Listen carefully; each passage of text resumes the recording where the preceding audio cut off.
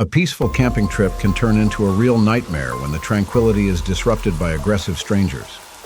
A couple went into the forest seeking a relaxing weekend, but the situation changed drastically when a group of suspicious individuals appeared. At first, they tried to ignore them, but the strangers started vandalizing the campsite, breaking equipment, and throwing trash everywhere. The tension quickly escalated, reminiscent of the rising tension in Stephen King's The Shining, where the initially peaceful environment becomes terrifying.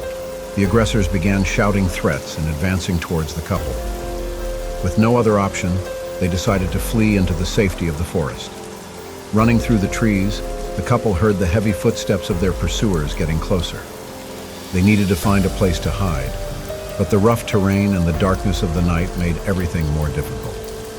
With each step, adrenaline and fear pushed them forward, reminiscent of Alfred Hitchcock's suspense films, where the tension is maintained at a high level throughout the chase. Finally, they spotted an abandoned cabin and hid inside, locking the door and holding their breath as the strangers passed outside.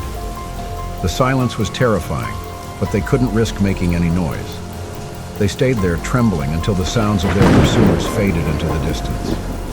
With the dawn, they emerged from their hiding place and, relieved, returned to the destroyed campsite, determined never to underestimate the dangers of nature again. This experience is akin to the horror tales of H.P. Lovecraft, where the constant feeling of being pursued by something unknown is a recurring theme. Back at the campsite, the couple assessed the damage caused by the aggressors. Torn tents, scattered food, and destroyed equipment made it clear that it was not safe to stay there. They decided to pack up what was left of their camp and leave immediately. As they packed their things, they stayed alert for any suspicious sounds or movements, ready to flee again if necessary. The urgency to escape mirrors the determination of Stieg Larsson's characters in The Girl with the Dragon Tattoo, where each decision is made in a context of imminent danger. With everything packed, they followed the trail back to their car, which was parked a few kilometers away. The way back seemed longer and more dangerous than when they arrived. Every shadow seemed to hide a threat, and every sound was a cause for alarm.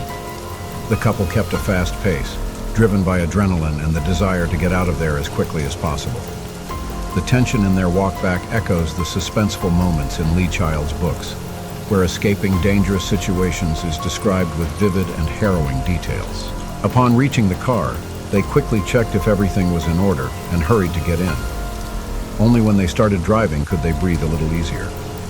However, the fear that the aggressors might follow them still lingered. They decided to drive to the nearest town without stopping, with the goal of finding help and reporting the incident to the authorities. The feeling of temporary relief but constant vigilance resembles the characters in John Buchan's The 39 Steps, where the chase is relentless and the escape continuous. At the police station, they told the officers everything, who promptly sent a team to investigate the site. The officers reassured them, promising to do everything possible to find those responsible and prevent other campers from experiencing the same terror.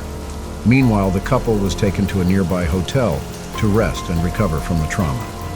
The quick response and support from the authorities are similar to the support found by the characters in Thomas Harris's The Silence of the Lambs, where cooperation with the police is crucial for resolving the conflict.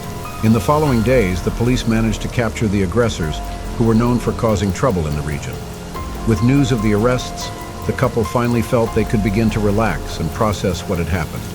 They decided to share their story with friends and family, warning about the dangers that can arise on a simple camping trip.